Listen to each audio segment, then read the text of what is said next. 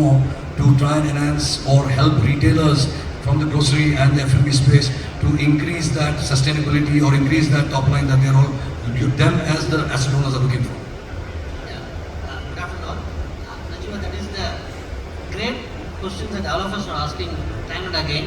So because one thing we are having all these forums, all of us come together, relation owners. Sorry to interrupt, because the retailers don't give us the data, that's why. Yeah, I'll come there. So we have 2 points over there. So the real estate developers, the mall owners or the retailers are the tech piece. Okay. When we go to the mall, whether it is a standalone mall or a mall like Arshwin said, it is a commercial and shoppertainment, where you have an office space, where you have a real estate, where the shopping is addressed. The critical point is fashion, F&B and grocery retailing. It's all integral mix of it. So when you all try to get the consumer into this mall, it is first challenge. How do I get consumer into the mall is bigger challenge. Like in the previous presentation we have seen, Sushil is showing that in the Tex Valley, there's a potential of wealthy people around it. Make them come over there. So the next bigger challenge, you and me as a consumer, if I go to the mall, after I do the shopping, I need to wait for the billing. If I go to the F&B area, I need to wait for my counter to get my food service. After I finish all these things and I want to get out of the mall, then I need to stand in the next queue to check out my car out. Okay, so this all becomes another bottleneck that how I keep continuing going back to that, and that becomes a bigger challenge of the technology addressing all these pieces. If it is working at a silos, we still continue to have challenges. So that is where the data harmonization, whether I am a consumer, whether to the mall or to the individual retailers.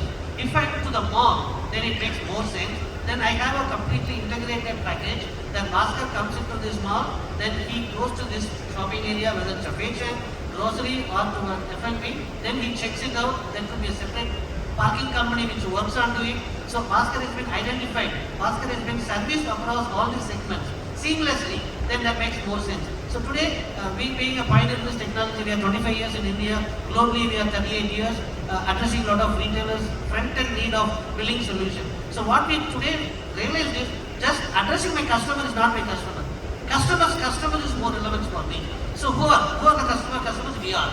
So how do I address? Today, as Mahesh has said, we are also experimenting because this needs an experimentation.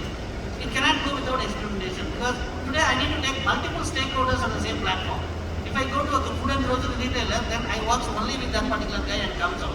And my technology works with him. And he has got no relevance what is a fashion, what is F&B guy doing on the top. Even within the F&B, if you look at it, there will be 30, 40 counters, and again each works silos, and you don't know how, then if as a family if I go, I need to service by 3, 4 counters.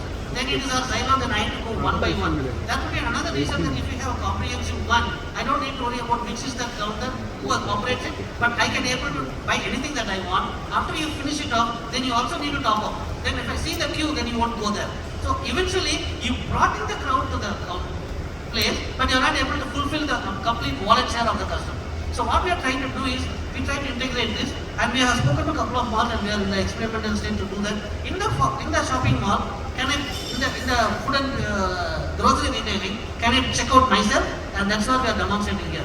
Empowering the retailers, customers. Okay, I don't need to wait in the queue. I know the way how it functions. That's why it's been said. It is socially connected. So the retailer connects to the consumer socially. It doesn't matter how it is. So I know when I go to this mall, I can be serviced all, and it takes care of me well. Okay? So empowering the consumers is important. And when we go to the food court, I can order from the mall wherever I am. I know I will take 5 minutes, 10 minutes, 15 minutes to go there. The moment I go there, my food is ready. So we have a lot of self-ordering kiosks, frictionless retailing which is working around. And in the mall, once I finish at the food court, then I need to check out of the mall. So I can pay my parking bill over there. Then I have the QR code barcode ready in my mobile phone. When I come, I just scan and keep going. At the time of checking out, if I take in the wallet, then change, that's the biggest challenge that we have. So if we integrate me, the moment I come in, the moment I go out, seamlessly, then the sharing of data is just a point beyond that. That's what I think 3 very important points we just touched upon.